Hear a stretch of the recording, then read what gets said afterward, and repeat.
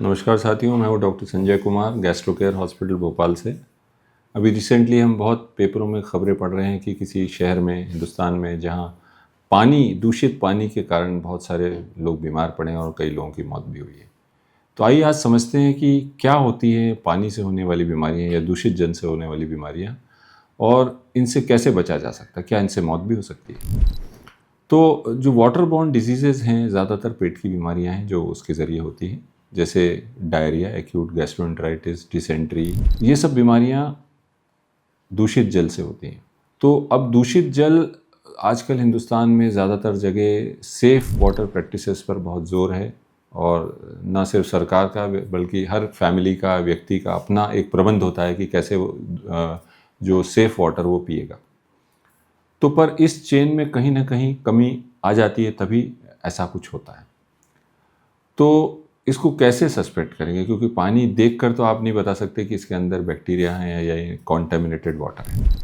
तो कैसे पता करें? तो इसके लिए रिकमेंडेड ये है कि हमें नज़र रखना है। मान लीजिए पानी के फॉर्म में, कलर में कोई चेंज आ रहा है, उसकी क्लैरिटी में कोई चेंज आ रहा है, टर्बिडिटी में कोई चेंज आ रहा है, और या उसकी ओडर में, उसकी गंध में कोई चेंज आ रहा है, आपको पीने में पानी का स्वाद डिफरेंट लगता है, तो आप सस्पेक्ट करें कि ये पानी जो हमको मिल रहा है वाटर सोर्स में कहीं कोई डिफेक्ट हो सकता है।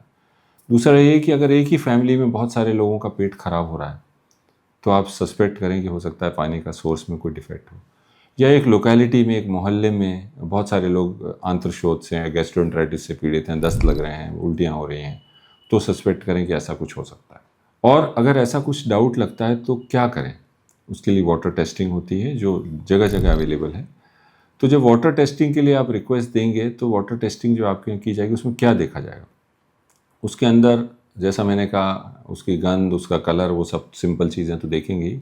साथ ही साथ उसमें दो मुख्य चीज़ें देखते हैं। एक तो देखते हैं TDS यानी टोटल डिसॉल्वेबल सॉलिड्स कितने हैं, और दूसरा देखते हैं बैक्टीरियोलॉजिकल काउंट, उसके अंदर बैक्टीरिया तो नहीं है। जब बैक्टीरिया की हम बात करते हैं तो इसमें मेन जो बैक्टीरिया देखा जाता है वो उसको कहते हैं कोलीफॉर्म बैक्टीरिया। तो कोलीफॉर्म बैक्टीरिया एक पर्टिकुलर लेवल से ज़्यादा नहीं होने चाहिए, और ये उस टेस्ट में साफ पता चल जाता है।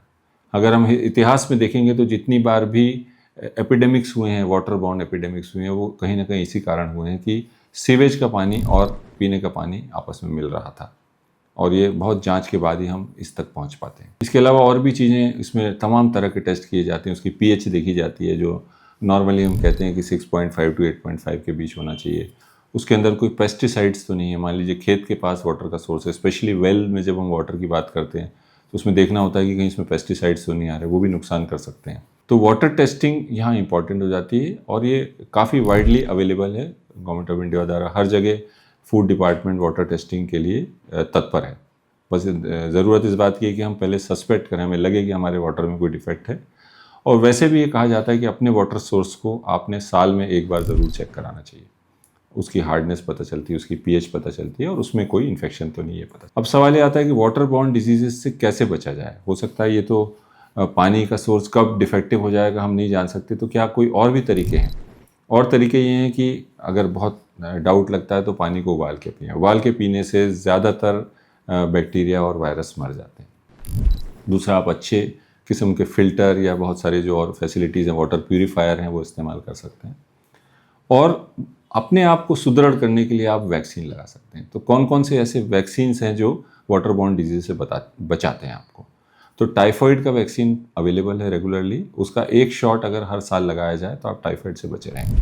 ख़ासतौर में वो लोग जो फ्रीक्वेंट ट्रैवल करते हैं, उनको हम कहते हैं कि हर साल आपको एक बार टाइफाइड का लगा लेना चाहिए। उसके अलावा हेपेटाइटिस के वैक्सीन है, हेपेटाइटिस A वायरस और E वायरस। ये दोनों वायरस दूषित जल से ही फैलते हैं। तो इनके लिए हेपेटाइटिस A का वैक्सीन हमेशा से अवेलेबल है और बहुत इफ़ेक्टिव वैक्सीन है। उसके 2 डोज होते हैं, जो पहला आज लगा तो दूसरा 6 महीने में लगता है। अभी अभी रिसेंटली लास्ट मंथ ही हमारे देश में हेपेटाइटिस E का वैक्सीन भी अवेलेबल हो गया है। और हेपेटाइटिस E वो बीमारी है जिसको दूषित जल के द्वारा फिर पेशेंट को जॉन्डिस होता है, उल्टी होती है, आंखें पीली होती हैं, पेशाब पीला होता है। तो A से बचने का तो प्रबंध है ही, परंतु अनफॉर्चुनेटली ये यूनिवर्सल इम्यूनाइजेशन प्रोग्राम में नहीं आता, सरकार की तरफ से नहीं लगाया जाता। अगर आप अपनी फैमिली का प्रोटेक्शन चाहते हैं तो अपने बच्चों को आप पैदा होते ही उस उम्र से इनको हेपेटाइटिस A का वैक्सीन चालू कर सकते हैं। और सेम विथ हेपेटाइटिस E, जो नया वैक्सीन है अवेलेबल हो गया है, उसके 3 डोज होते हैं, 0, 1 और 6। एक आज लगेगा, एक 1 महीने बाद और एक 6 महीने बाद। तो वाटर हमारी सबसे बड़ी ज़रूरत है, पर उसको स्वच्छ रखना हम सबकी जिम्मेदारी है, ताकि हम अपना और सोसाइटी का ध्यान रख सकें। ये जानकारी आपको पसंद आई हो तो हमारे चैनल को लाइक और सब्सक्राइब करें, और आपका कोई भी सवाल हो तो कमेंट बॉक्स में डालें। नमस्कार।